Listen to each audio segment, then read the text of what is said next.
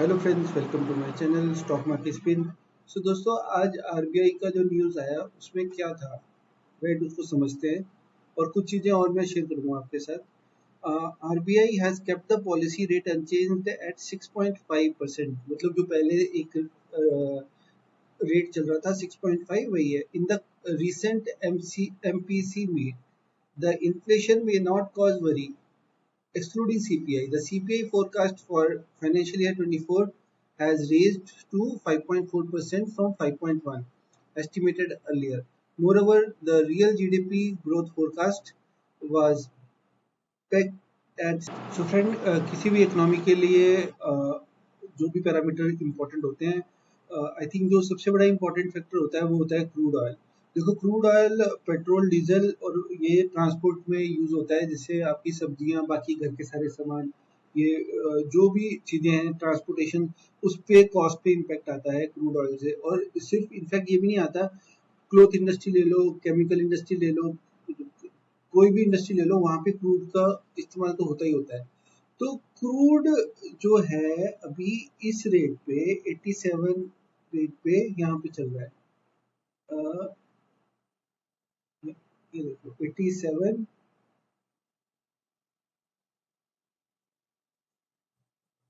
हाँ 87 के आसपास चल रहा है।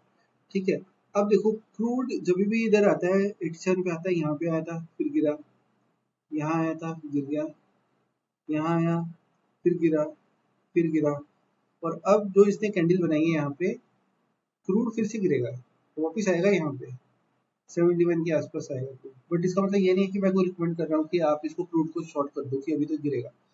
तो हो क्या सकता है, यहाँ से अगर ऊपर निकलेगा तो फिर ये रुकता नहीं है और ऊपर 100 तक के आसपास चला जाता है। जैसे लास्ट टाइम यहाँ पे आया था 124 तक चला गया था, राइट। तो अब देखने वाली चीज तो ये है कि इसके अंदर अगर अगर इस लेवल के ऊपर निकलता है क्रूड, जो कि चांसेस कम है, तो फिर तो एकदम से जो इन्फ्लेशन है वो काफ़ी ज़्यादा बढ़ जाएगा, महंगाई बढ़ जाएगी। बिकॉज़ सब्जियाँ, फल, फ्रूट, दूध ये सब, उसका ट्रांसपोर्टेशन के अंदर जो कॉस्ट आती है वो सब बढ़ जाएगी। अगर इस लेवल से ऊपर निकलता है, इसका मतलब कच्चे तेल के भाव बढ़ रहे हैं, तो कच्चे तेल इंडिया में भी कॉस्टली आएगा। और इसके साथ-साथ एक और इम्पोर्टेंट चार्ट होता है, वो भी आप उसके भी ऊपर नज़र रखो। और इसलिए शायद ना इसने आरबीआई ने आज एक होता है हमारा यूएसडी आईएनआर का चार्ट। तो एक यूएसडी आईएनआर चार्ट क्यों इम्पोर्टेंट होता है, बिकॉज जो हम कच्चा तेल लेते हैं हम बाहर से, क्रूड ऑयल लेते हैं बाहर से, तो वो सभी डॉलर में ही आता है, राइट। तो वो डॉलर में आएगा, तो अगर डॉलर के प्राइस बढ़ जाएंगे सपोज करो, तो जो तेल हम ले रहे थे तो वो भी कॉस्टली हो जाएगा, उसकी कॉस्ट बढ़ जाएगी। तो कहीं ना कहीं कम जो कंट्री है, कंट्री के ऊपर इन्फ्लेशन के चांसेस और हो जाते हैं कि और महंगाई बढ़ जाएगी, क्योंकि तेल ही महंगा मिलेगा, राइट। बट इसके अंदर अगर देखें हम लोग, इसके यूएसडी आईएनआर का जो चार्ट है वो इम्पोर्टेंट हो जाता है। बट अगर इसको देखें तो 82 83 के आसपास आता है यहाँ पे, इसको ये ठीक है, थोड़ा सा हल्का सा,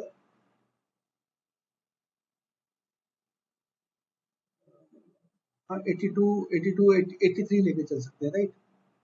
इसको मैं मार्क भी कर लेता हूँ, 83 कर लेते हैं इसको। तो 83 का लेवल है, 83 के लेवल से कंटिन्यूसली यहाँ पे रिजेक्शन मिल रहा है, और एक रिजेक्शन फिर से आया है इसको यूएसडी आईएनआर का जो चार्ट है उस पे। पर अगर इसका देखेंगे, ये जो पैटर्न है यहाँ पे, ये पैटर्न किस हिसाब का बना हुआ है, एक राइजिंग वेज टाइप का है चार्ट पैटर्न इसका। और इसके अंदर क्या होता है,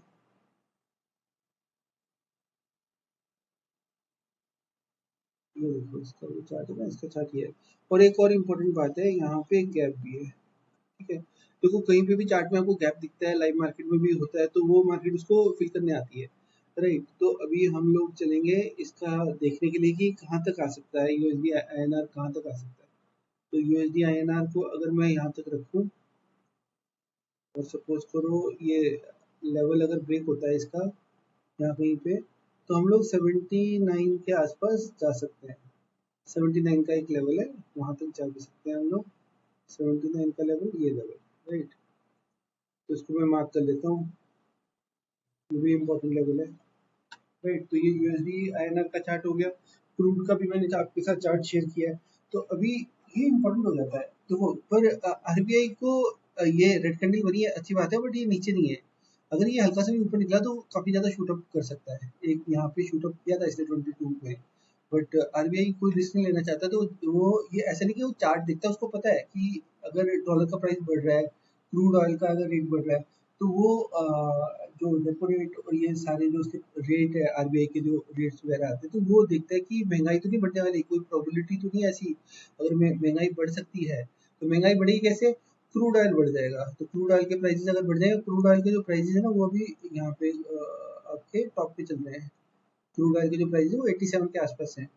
87 लेके चलते हैं यहाँ पे, अभी 86.6 के आसपास चल रहा है। तो अगर देखिए हम लोग तो ये जो क्रूड ऑयल का जिसको ब्रेंट ऑयल भी बोलते हैं, एक यूके ऑयल होता है, यूएस ऑयल होता है। यूएस ऑयल थोड़ा सा इसमें सस्ता दिखाता है चार्ट के अंदर, बट यूके ऑयल को देखते हैं हम लोग, तो यहाँ पे अगर ये गिरता है यहाँ से, तो और डॉलर का प्राइस भी गिरता है, तो इन्फ्लेशन अपने आप कंट्रोल में आ जाएगा, और उससे काफ़ी ज़्यादा ये जो आरबीआई के जो रेट्स है, हो सकता है कि नेक्स्ट टाइम आरबीआई डिक्लेयर करे कि रेट कम करने के लिए, कि कम करेगा, तो वो नेक्स्ट टाइम पॉसिबल है। बट ये नीचे तो आए कम से कम, क्रूड का प्राइस नीचे आए, और दूसरा हमारा यूएसडी आईएनआर है, ये भी नीचे आए। देखा जाए तो दोनों रेड है, ठीक है, तो ये एक अच्छा चीज है कि दोनों भी रेड है। तो हो सकता है कि अभी आने वाले दिनों में हमें मार्केट थोड़ी सी बुलिश भी दिखे, और अभी ये एक तरह का मार्केट का ना बुलिश रन भी है। तो देख के चलते हैं कि अभी आगे क्या होता है। बट इम्पोर्टेंट क्या है, इन्फ्लेशन कम करने के लिए ये नीचे आना चाहिए, और डॉलर नीचे आना चाहिए, और जो हमारा यूके ऑयल है वो नीचे आना चाहिए। तो यूके ऑयल अगर नीचे आता है और यूएसडी आईएनआर भी अगर कंट्रोल में रहता है, नीचे आता है, तो फिर जो सिचुएशन है वो और बेटर हो सकती है मार्केट के लिए, और मार्केट और ज़्यादा बुलिश हो सकती है। राइट फ्रेंड, तो अगर देखो आपको मेरे ये एनालिसिस अगर अच्छे लगे हो, तो आप वीडियो को लाइक करें, शेयर करें। ये सारी डिटेल में एनालिसिस करने बहुत ज़रूरी है। मैं भी लर्न कर रहा हूँ, और मैं चाहता हूँ कि आप लोग भी लर्न करो, इस तरीके से चीज़ों को कोरिलेट करके चलो कि यूके ऑयल कैसे देखना है, और उसका रेलेवेंस क्या है मार्केट में, इम्पैक्ट क्या है उसका, और जो हमारा यूएसडी आईएनआर है उसका क्या इम्पैक्ट है, वो देखना समझना बहुत ज़रूरी है वीडियो हमारे लिए। तो अगर लास्ट में आपको वीडियो अगर अच्छा लगा हो, कंटेंट अगर मेरा अच्छा लगा हो, तो आप चैनल को लाइक करें और सब्सक्राइब करें। ऐसा नहीं मैं कह रहा हूँ कि आप मैंने कोई आपको टिप्स दे दिया कि आप इसको जाके कल शॉर्ट कर दो, डॉलर को शॉर्ट कर दिया और क्रूड को शॉर्ट कर दिया कि ये तो गिर यहाँ से हर बार गिरते हैं, शायद इस बार भी गिर जाए। तो वो आपने जो भी करना है अपनी सोच समझ से करना है। मैं कोई भी रिकमेंडेशन वगैरह नहीं देता आपको, बट आप खुद से लर्न करें, चीज़ों को समझने की कोशिश करें, अपनी उस तरीके से आप डिसीजन लेने की कोशिश करें। मार्केट डेली कुछ ना कुछ सिखा के जाती है, तो उसको लर्न करना बहुत ज़रूरी है।